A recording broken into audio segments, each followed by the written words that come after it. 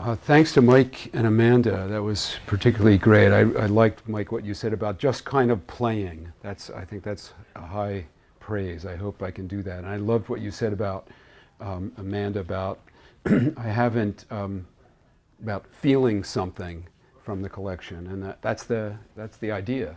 That's what we're in it for. So thanks. And I want to thank Lisa Sewell and Alan Drew for their help and having me here. I hope as students here at Villanova you can find some way to daily thank Lisa and Alan by bringing them a gift of some kind, something, banana in wrapped, something, fish in banana leaves, something small, a Toyota. So I'm going to build in a kind of question. I would like for you to ask me questions at the end. Hey, Paul. That's my son, Paul. Not really my son, but I'm going to build in a sort of ask myself questions. The self questions will be first, and then you'll ask me questions later. And these are the questions you would have asked me had I stayed around for a couple days, and you would have emailed me. So the first question is, and the poems maybe are answers to those questions that you're asking me in my imagination. And the first question is, does your poem set out to interrogate and transfigure a profound disquietude? It's a really great question. And yes, we're all about disquietude in Syracuse. And the poem, I believe, like a story, begins with uneasiness and imbalance. A nun with a piece of dental floss caught in her teeth. And the other question is, what was the motto for the writers of Seinfeld? Do you know that? This is the real question. Show about nothing. Yeah, and the motto for the writers was no hugging, no learning, which is kind of my education growing up in Philadelphia. This is called Devotion Providence. What kind of providence was it that gave tax breaks to delirium and discipline, but left me in the wash of harsh chemicals and a mind like the Exxon Valdez that spilled that year 11 million gallons of crude into the Sound? Heavy sheens of oil in my dream, seabirds and otters, seals and eagles dead, drowned in their own wet silhouettes. Downtown, the river was paved over, then dug up and set on fire Fridays when Puccini blared from the loudspeakers, Nessun dorma, and nobody slept. Everybody's dream transferred like currency into the river, then set on fire in little pyres by the mayor, whose unctions were Venetian. Tax breaks for strippers and business stiffs. That year I walked downtown into the volatile markets of starlings, the mergers and acquisitions at Lupo's Heartbreak Hotel, the oil money injected by Dubai. By the liquidated river, I sat down and wept. At the intersection of hope and power, I was colonized and made my way into Narragansett Bay and then into the Sound. Without her, I stopped depicting things. So narcissistic in sorrow, I saw myself in bank windows and in the river and in the fire. In dream, I tried to clean the feathers of a murrelet, held like shadows the necks of loons. Cormorants coughed up a slimy likeness of her while the waters burned. I lost irony and looked for it a half an hour at a time in the coffee shops and living rooms of Seinfeld. My punishment was teaching poetry.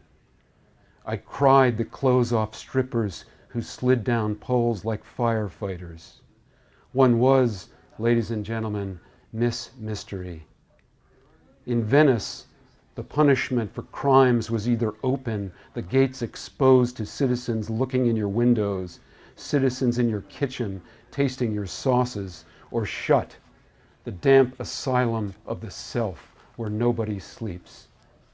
In Providence on the hill, there was no end to the delirium, no end to the spillage, and no accounting for the devotion I had to TV reruns as they were depicted by the loveless, feckless, infantile schlubs whose motto was no hugging, no learning.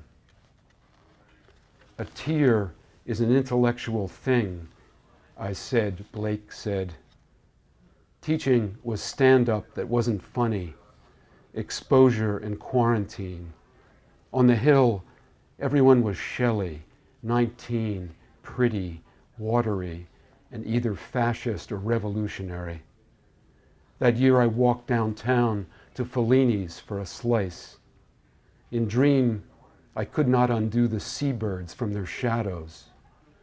Dying is easy, comedy is hard, I said, but did not know who said it. The question is, what's your favorite poem about laundry? Which always comes up when I'm reading at Catholic schools. No, I'm making that up. And it's Neruda's poem, Walking Around, which ends, courtyards with washing hanging from the line, underwear, towels, and shirts from which slow, dirty tears are falling. And there's also some other great poems. Jane Kenyon's poem called Wash, which the blankets they bring in maintain the turbulence of the wind and then they put over themselves. And Maxine Kumin's poem called Coleridge's Laundry is also in that same group of admired laundry poems. I know you thinking about that. And the other question is, what's walla? And walla is the sound in radio, film, and TV. It's a sound effect that imitates the murmur of a crowd. Like, give me more walla here.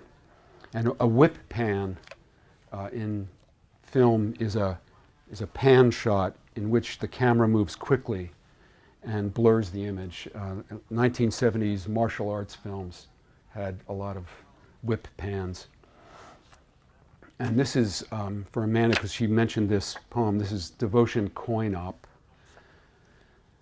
When I can't make or do anything, I can always change some bills to silver and the costumes of myself to cloth. I can lug my fetid stuff 3 blocks in a gym bag as I would a corpse, where a machine can't stomach the creases, but then wolfs a Washington like the local reserve or the lesser luck of a slot machine that gives back what it took, current for tender, the American empirical diminuendo of my hopes for capital. On the laundromat TV, Abrázame muy fuerte, a soap washing the English out with stylish overlove. The Ethiopian shirt dress tumbles with a double knit and t-shirt and flannels of the unstylish boroughs, swish of nun's veil, the boys' shorts, boxers, brief, the names of undergarments like the names of God, hushed or unspoken, triumphant or cursed. On the screen, the nurse ingenue kisses the patient hero on the lips, and it's the gamut of ravishment, affliction, fraudulence, magnificent, anguish, or argument for or against art. It's a wish to stop for a moment at a place ransacked of bias or bitterness by the pixelated axe and cleaned of your stinkin' grease, your self-embraces against the tics and cancellations and disgraces as the television mimes in red and yellow fire the revolution of the wet load in the dryer. And yet the sisters Ruiz ruck the smocks and sheets of the last hired broker and the Boricua and the athlete. Cool in summer, warm in winter, the daughter does her homework in the corner. No loitering, no dying.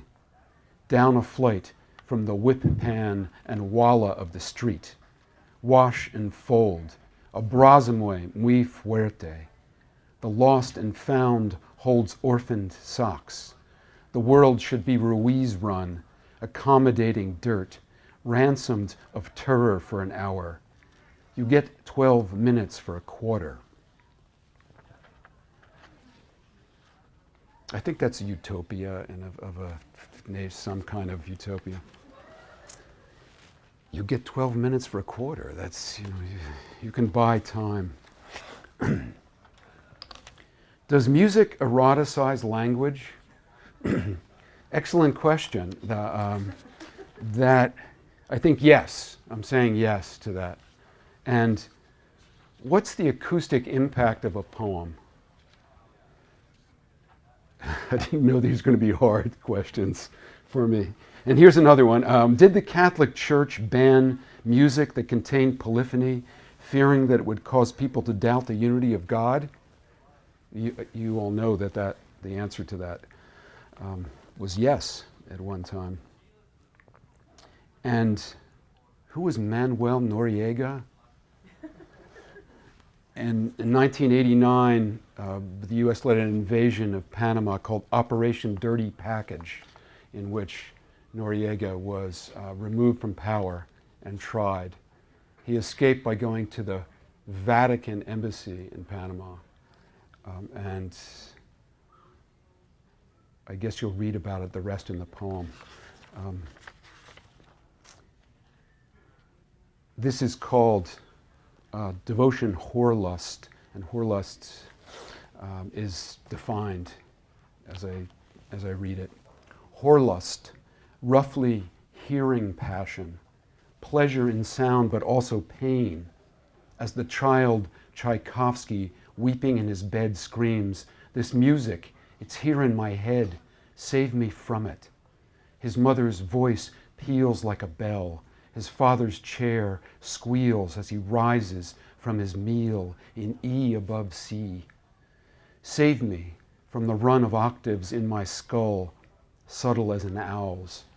Save me from the door slam and the plain song of the mosquito, the pandemonium of car alarms, the Donald Duck of the mall, and the 12-tone row of the adored.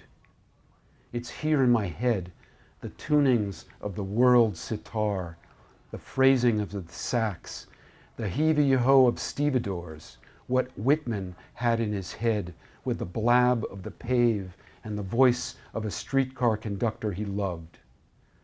When it's quiet, but it's never quiet, I hear the hum or hiss, that mammal or reptile, in the arc somewhere, and the caterwaul of the pulse and the God thud.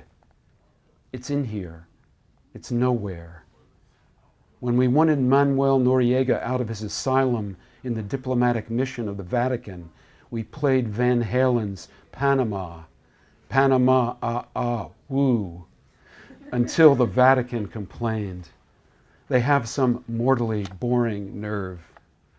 Listen, it's the clamor or the aura of the subdued you hear, a sob, a rasp, a drone. Sound the thrill, sound the tempered clavier. A voice makes a sound, tearing the air, the veil rent, the entrails spilled. Cold is a sound you feel in your back teeth where they stuck the needle. Still you must listen for the racket of the cricket's front knees or the electric locks of the jail. Click in E above C. Still, but it's never still. You must pet the cat until the cat can't stand it. The feedback of nervous static and the self-made by the loop of sensation becomes the poet, praising a God aroused to anger by the ugly or put to sleep by the beauty of the mallet and anvil in the inner ear. There's a photo of Thelonious Monk under the lid of a piano at Minton's, New York, 1949, like a snapshot of whorelust. You can see he's making the sounds in his head come out all over the staves, offsetting the harmonies. He's leaning over the soundboard on top of the hammers. The smoke from his cigarette makes a long stem of a note, something like a bass cleft. He smoked in quarter notes and rests. His stylish attack and swell. Man, piano, smoke, half killed by it, half wanting to kill.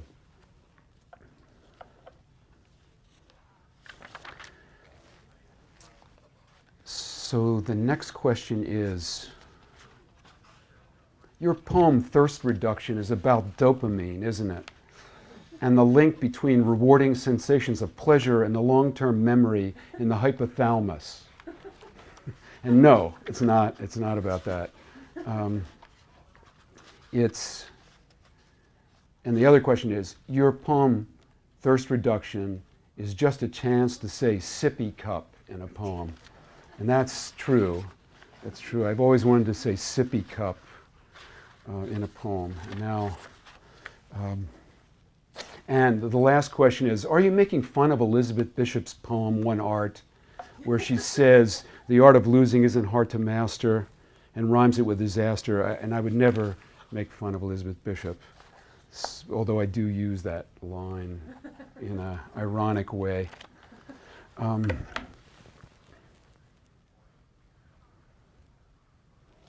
So I think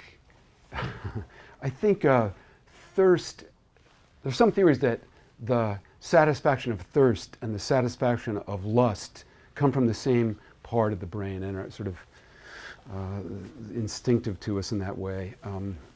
So this is devotion, thirst reduction.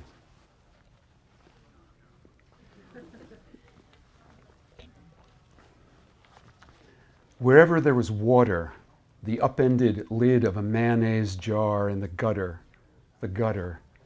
the sober silver puddle, the frenzied lake, the tear ducts, the dew, the beveled rain, we drank. We bent down our lips to any inscription in the stone, to any Pac or V, a dog bowl on the porch, dimple, thimble, dent, collarbone hollow. We drank from the palm, from the philtrum, that crease in the upper lip. We wanted it quiet or we wanted Katrina. We sipped from the trumpet of the honeysuckle, swallowed like circus freaks the swords of the iris down to the hilt. We drank from your high-heeled shoes. Water to slake the American thirst in our midbrain where the American want was. It tasted a lot like misery dissolved in joy. We hoisted more than one in the bedroom, at the kitchen table, on the floor, over the sink, in the parking lot of the convenience store, our gills fanning a flame we couldn't put out. From the bubbler, the canteen, the sippy cup, from the pool of ink we drank. Given our affliction, anything could be juiced. A car, a daughter. The art of juicing isn't hard to master. In the wider than the sky brain, there is a larger than yourself mouth that fastens around you like a lover, but a brutal, stupid lover. And here comes one now who can reach inside you to the source of terror and pleasure under the ribs. Adam fetching a woman, that's how it felt. It wasn't a disaster.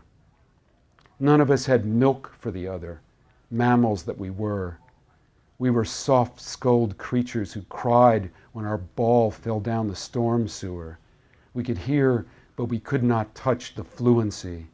We could not drink or drown. We had to free ourselves from ourselves, using only our mouths. So this is the musical interlude part where I'm going to recite for you my favorite Emily Dickinson poem, which is poem number 398. I know you all know that one. And it goes like this.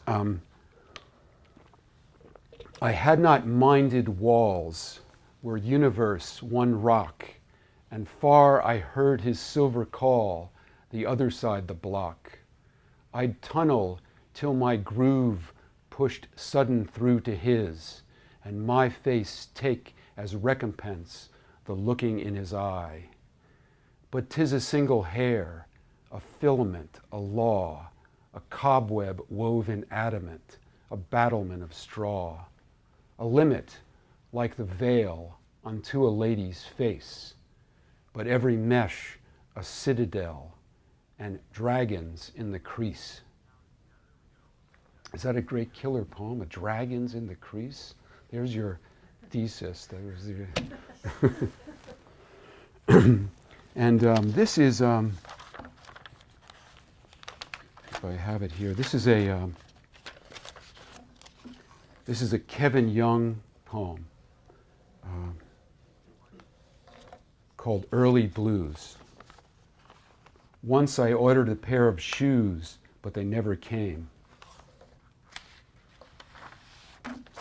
You don't find that hilarious? I think that's completely...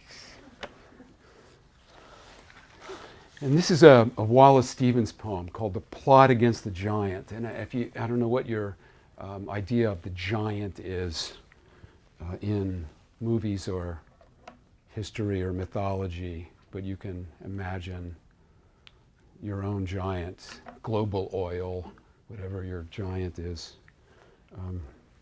And this is the plot against the giant. And it goes like this. First girl, when this yokel comes maundering, wetting his hacker, I shall run before him, diffusing the civilest odors out of geraniums and unsmelled flowers. It will check him. Second girl, I shall run before him, arching cloths besprinkled with colors as small as fish eggs. The threads will abash him. Third girl, oh la la pauvre, I shall run before him with a curious puffing. He will bend his ear then. I shall whisper heavenly labials in a world of gutturals. It will undo him. So I think what we're doing is a kind of curious puffing in a lot of ways. And Mike and Amanda gave testament to that, the curious puffing that's happening. So back to the questions.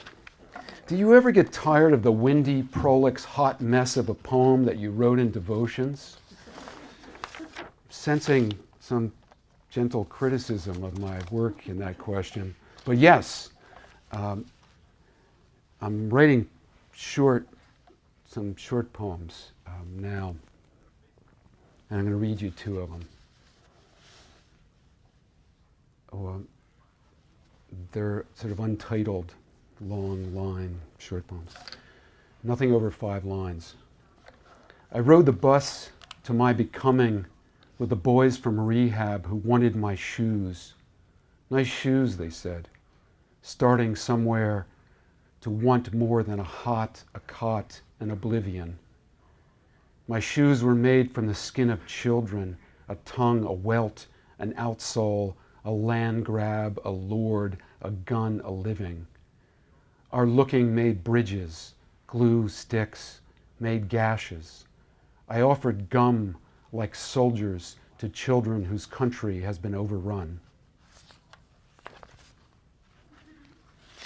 I live in Onondaga County. The Onondaga the name translates as the hill people, that tribe. And there used to be a billboard that was condemning Elliot Spitzer at one time. And it was painted over, and there's just a little bit of the spray paint. Paul, do you remember that? It was all, yeah, and then you just saw it was all painted over except for the last word, which is still visible. Onondaga rain, Onondaga snow, driving through the radio says, there's a limit to your love. December what? December mort. A minor chord, a nation. There's a limit to your care, so carelessly there. No ocean. Before I could refi, I signed treaties. I broke a cord. Said I had misgivings. Said I was limited in liability. Onondaga billboard painted over, and what remains is murder.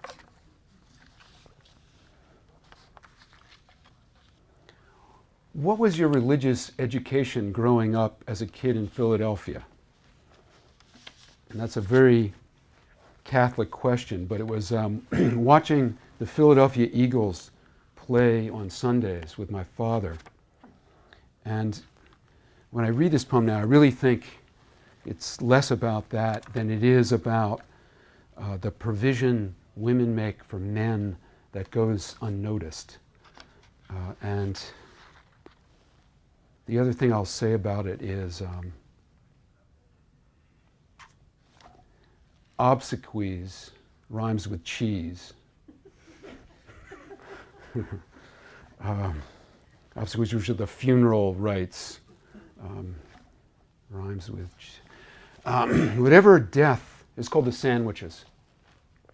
Whatever death was rolled into the cold meats, whatever cultures were diffused among the cheeses, whatever geography was fed into the lettuce, whatever drudgery and destiny were left in the wheat that made the two slices of white, whatever obsequies were performed in the onion, whatever was lovely in the tomato, whatever balm was in the mayonnaise, or whatever inspirational verse was ground into the mustard, we swallowed and were saved. From our bad vantage in the seats of the buzzing amphitheater, Franklin Field, Sundays, we watched the muscled men, the great Bednarik, MacDonald, and Jurgensen, eagle-winged and padded and masked like Greeks, run to concussion. And what we saw was what our God was.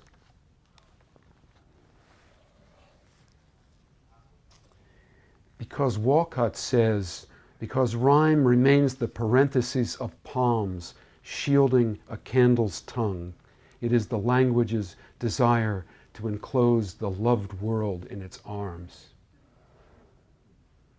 So that was the answer to your question. What's with all that rhyming there already?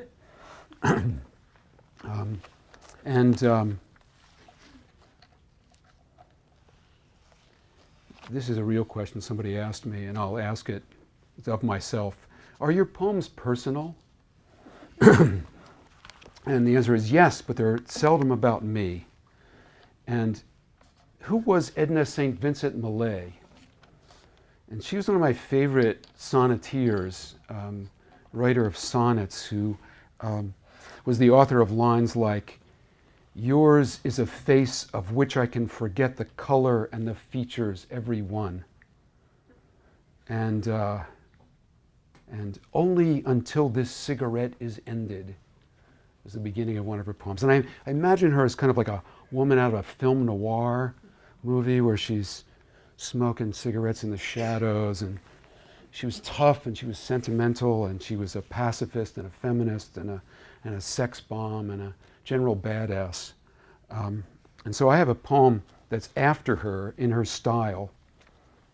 And so I'm going to read after St. Vincent Millay. So not me, really, but in the style of St. Vincent Millay. When I saw you again, distant, sparrow-boned, under the elegant clothes you wear in your life without me, I thought, no, let her be the one this time to look up at an oblivious me.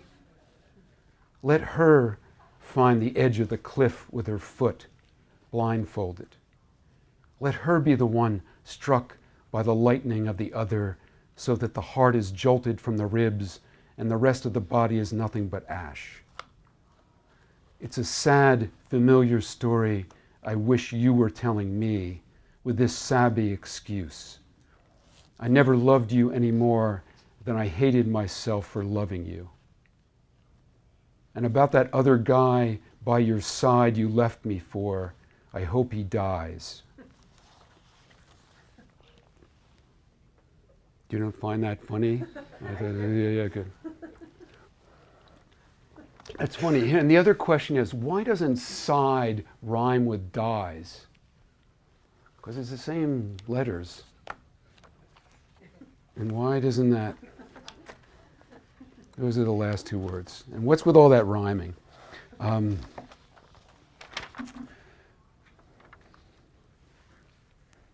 do you know when you're done in a poem? Is the question. And the answer is, ending is stopping without sucking, as my colleague George Saunders says. And he quotes Einstein, who said, "No worthy problem is ever solved within the plane of its original conception." So I don't have a poem to go with that, but I'm just giving you like the 2-poem warning for the end. And I'm reading a devotion because somebody mentioned the Red Roof Inn. Was that you? Was that was you? And I'm trying to find it, so when you find it first. 18. Thanks. And there's other questions. What's the difference between the text of pleasure and the text of bliss? The text of pleasure, the text that contents, fills, grants euphoria. The text comes from culture and does not break with it. The text of bliss, the text that imposes a state of loss. The text that discomforts, unsettles the reader's historical, cultural, psychological assumptions. The consistency of his tastes and values, memories, brings a crisis to his relation to language. That's Roland Barthes speaking. And the other question is, what was it your daughter used to say to you when she would slam the door and go into her room? And my daughter used to say, "I want my piracy." And so I had to steal that, my piracy. And so pirates appear in the Red Roof Inn. Do you ever have the occasion to spend any time in the Red Roof Inn? I don't wish that really on anyone. And so when there was the leaf blower and the noise and I asked for a different room, they couldn't find me a different room. So that appears. Maybe you don't need to know that. So, devotion, Red Roof Inn. Write like a lover. Write like you're leaving yourself for another. Write like your de Beauvoir, object and subject. Write like you must rescue yourself from yourself. Become scrupulous to the body and the rain that floods you with rage and the crude sublimities. There was a lip print on the plastic glass wrapped in the misty domestic interior of the room. Write like there's evidence, there's tenderness, like Paris were the scene of a crime. A lipstick by the bed, a phone number, a plastic glass with prints. The remote is toxic. At the Red Roof Inn, they couldn't recommend an alternative to suffering. Like lovers, we spoke of short-term, long-term knowledge, and the rest in the circle of hell the telephone allows. I want my piracy, I thought you said. The familiar doesn't travel well. The soul doesn't travel well. Poetry spoils. Write like your Mingus. Write like the evidence vanishes. Inflammable walls between devoted ghosts. Smoke and the convention of the fourth wall pulled down. Drama majors, drum majors next door. The all-night opera with starling sounds. The Red Roof Inn hath me in thrall. The highway sounds like the sea in storm. Pirates with their perishable cargoes. Their ship goes down. The soul doesn't travel well. Write like the ship goes down with your belongings. Write like you're in thrall. We're blown around like Paula and Francesca, lovers, carnal, windy starlings, misled by the sublime, the binge and purge of the book and the body. I'm wildly attracted to you, winter and fall, when I fly the migration routes from Corpus Christi to St. Paul. Or is that summer? I do not travel well. I travel like a lover, boy king, or saboteur, stormed by the fluids of the body. I'm wildly attracted to your feathers, your lip and book. My, my greatest vows are in the getting out. I kneel to look under the bed for belongings. I've pirated myself. Thank you for the chance to fly, the leaving. Thank you for the soft pink tissue, your cargo of ghosts. The telephone is toxic. The body's a rumor. The leaf blower in the opera is over the top. Thank you for the brimming. Thanks for the speech acts in action, the alternative to suffering. Sorry for the hoarse sobs. I'm wild about the red noise of the traffic, the holy wars of the starlings. Flying back, all the songs are of glistening. Flying back, the passenger in 5D is unwilling to rescue others, unwilling to rescue himself. Write like you've lost your belongings. The songs of glistening is, sleigh bells ring, are you in the lane, snow is glistening. I just, I heard that innumerable times, and I said, what's with this glistening? Enough already with the glistening. And this is the last poem. And it has a couple words that you're asking me questions about. And one is, what are the Myrmidons? And they were really a warlike people of ancient Thessaly who accompanied Achilles at the Trojan War. But it really means today, sorry about the voice malfunction, but it means today, so a person who executes without question his master's command, a Myrmidon. And I also mentioned the Lost Boys, and the Lost Boys are more than 27,000 boys from the Second Sudanese Civil War. And many of them came to central New York. Many of them came to Syracuse, New York. They came to Utica and Syracuse and Rochester and all those towns with Roman names. And they went to school at Syracuse and graduated. So the Lost Boys. And you know the answer to this, but what's the most devotional animal, in your opinion, Amanda? The fly.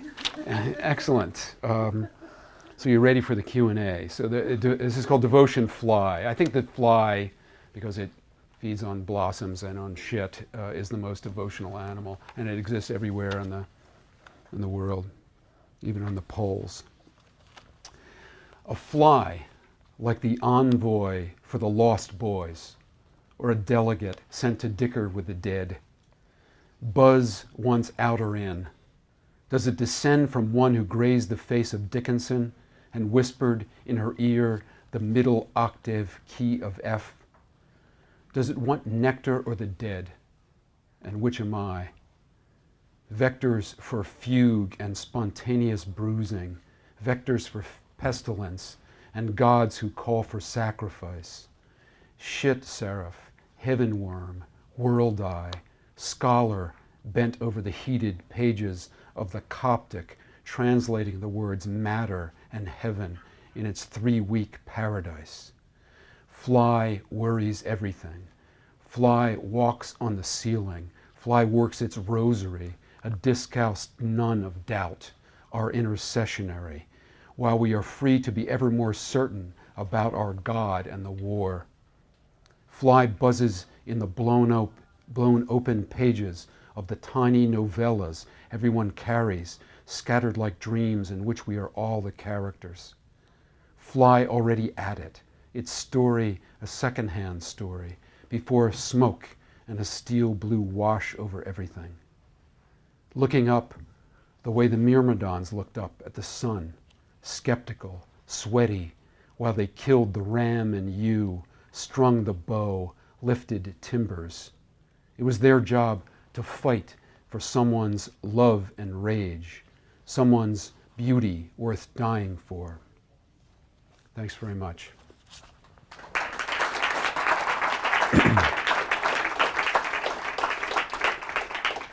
So if you have,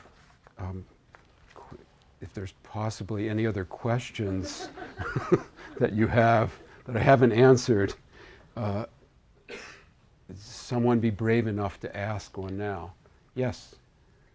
So I always like to hear from writers how they approach revision. I approach a revision by not trying to hide the drafts that I have to revise. So I've devised this elaborate clipboard scheme which involves going to Staples, buying clipboards, many of them, 30 some, putting a draft of the poem up on the clipboard, and then because it's there and not shuffled in your papers, you have to see it as part of the daily writing practice. So when you see it, you say, what was I thinking?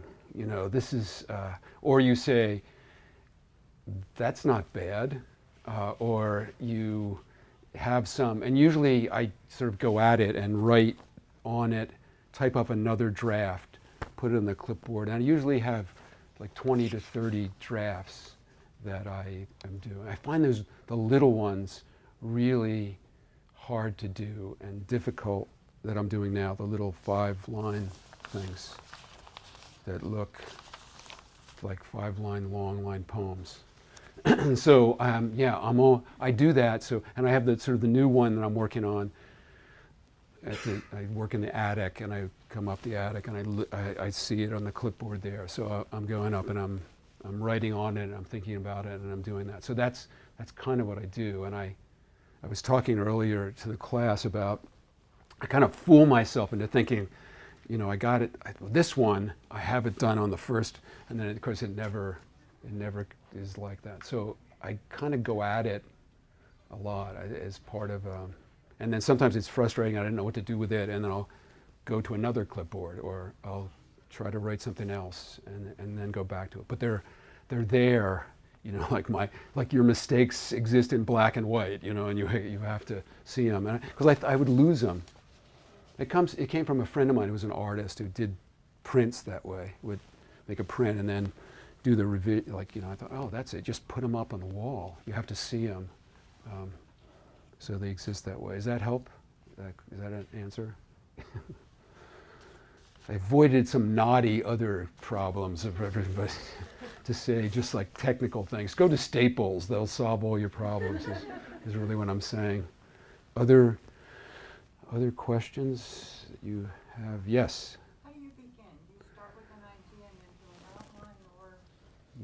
Yeah, the idea is like the death of me, so I don't have ideas. I have, you know, ba-dump, you know, I have a rhythm, I have a naughty, some, you know, like a knot, a word that, you know, kind of is recurrent. Like you pick on the things that pick on you.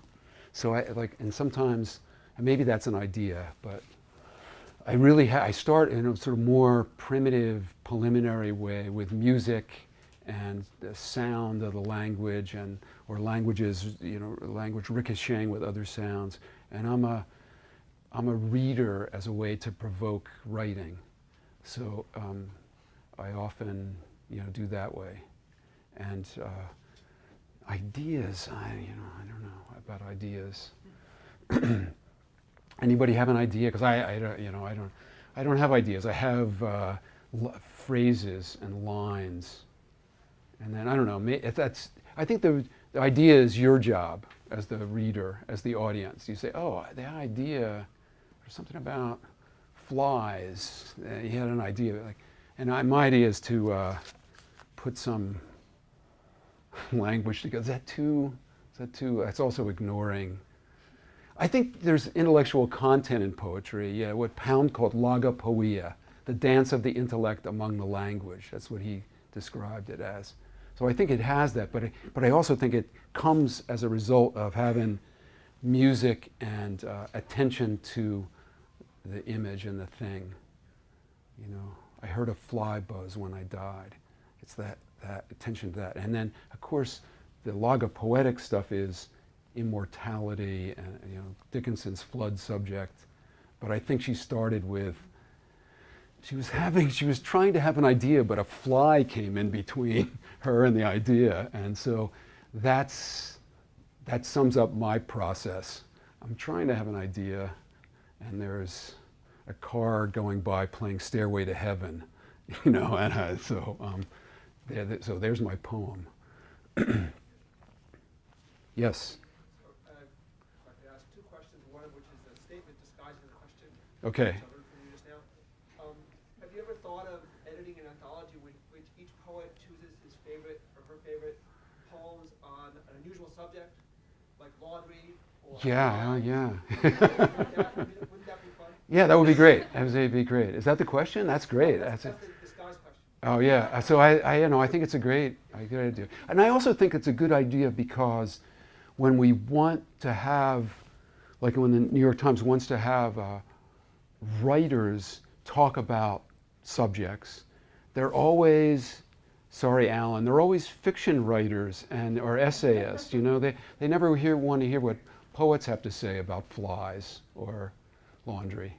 They want to hear about love or death or... Yeah, they want to hear, like the big subjects too. Right, so you write about death through a fly, could be. But, so the other question... This is your anthology, by the way. You know, I just turning it over to you now.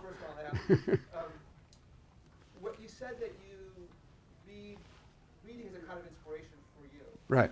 Is there any predictable way in which that works? So, for example, you read a poem about laundry that makes you think of your own attitude towards laundry or some image like that, or is it just totally unpredictable?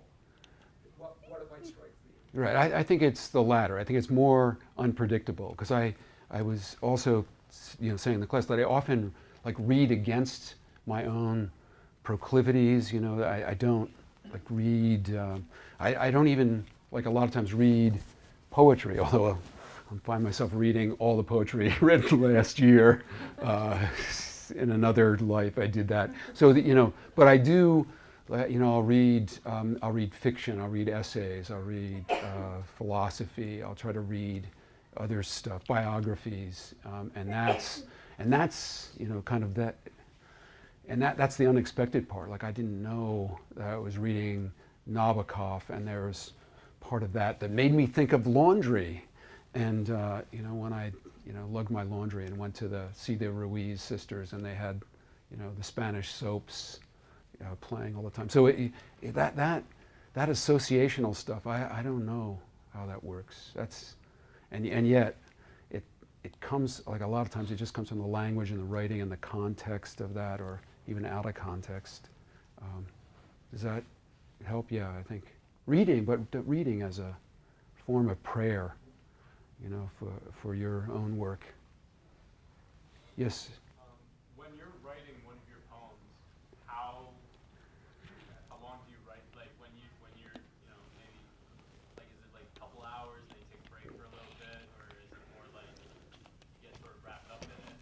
So when my daughter was with me, I had this very like get the kid in bed, and then stay up and try to write. So I got to be like an evening person, because then I had the kid all the time. And so when my kid went to college, I tried to find, you know, it was a new way to write. So I actually can do. So then I would try to write in the morning as well. So now I have, because I teach, I have writing like a one writing day, particularly, that I try to extend if I can, and that I'll do the reading, prayer, and then go longhand at it, look at revisions.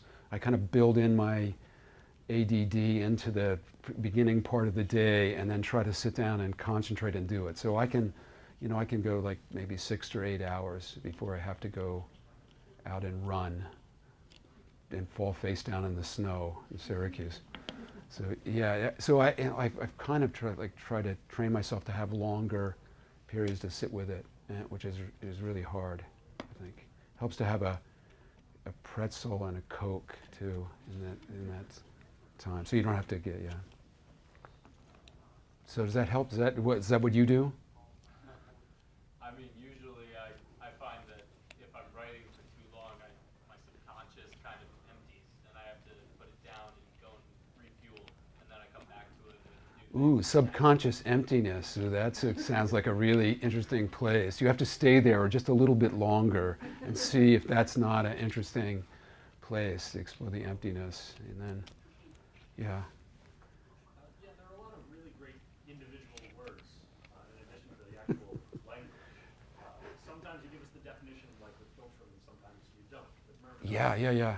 Why is that? Yeah, that's a really good question. I think, I'm never sure what, our shared cultural experience is. I was saying, when I used to teach at University of Alabama, and of course, everybody there knew who Moses was. But then I would read to heathens in the Northeast, and I'd say, you all know who Moses is? And they go, Moses Malone, was he the center for the... And so I don't, in the filter, this is your filtrum, right? This little part, that's your filter. So you learned something. But that, I thought that was just a little too Latinate and obscure. And yeah, I don't know, how much should you expect your audience to know and about that? I have the poem I read in class begins like, when you came down the river to me in your rush basket. And for me, that's the Moses story, and I identify Moses at the end, but it's still, I don't know. I'm hoping that you guys have that course that you take, that year-long course in Villanova that you have to take, that you learn all of those, the Myrmidons and Moses, and then you'll be good to go with my book, and you could give it as a gift, and because you would know all the stuff. I think you work it out in different ways, right? Sometimes you give the information there, and sometimes you hope you would just Wikipedia it. You would just go I'll send you off to look it up. I think that's the same with, I don't know, Hart Crane and Marion Moore as well. I think they, the same kind of thing. Do I have a final question? Yes. Your poems are so beautifully musical. Oh, thanks. I was wondering if, this is kind of a weird question, but I try to ask my students, in this maybe follow up with the last one, do you ever keep a word hoard? Do you ever keep a music hoard? As you read and you just hit Myrmidon. What is a music chord? I like that idea, and I immediately want to do it, whatever that is. But you mean just of sounds? Sounds like sometimes when I'm listening to the radio, I'll be listening and I'll hear the off rhymes and the rhymes. Yeah. I'm driving, so I can't write them down. But there's so much music. Yeah. So I said a couple of my favorite rap song rhymes with which is, I'll give you one just now for your music chord, only because you asked, which is, shot dead in the middle of Little Italy, little do we know we riddled some middleman who didn't do diddly. And that's, I'm giving you that. It's from Big Pun, in case you have to give a citation at a conference. But maybe that. I mean, I'm listening to music, when I'm doing the writing, it's too distracting. It's too interesting. And I want to write, I just want to listen to the music, so I try not to have that. But then, of course, somebody's walking by playing, classic oldies, and I'm hearing that, and then that's got to be part of it as well. Like the flying home in Red Roof Inn, and I'm hearing the word glistening all the time. Like, what is it some weird, slightly sexual but Christmassy, strange, what is that? I guess that's hearing, being alert to those sounds, I think. I don't really have I know people have dream journals, like writers, a lot of my friends have like a journal and a dream journal, and return to the dream journal as a way to find what it is you really had to write about, you didn't know that you had to write about. So you should do that. You writers here should keep those sound and writing journals. But thanks very much for your attention. I'm happy to have you come out tonight.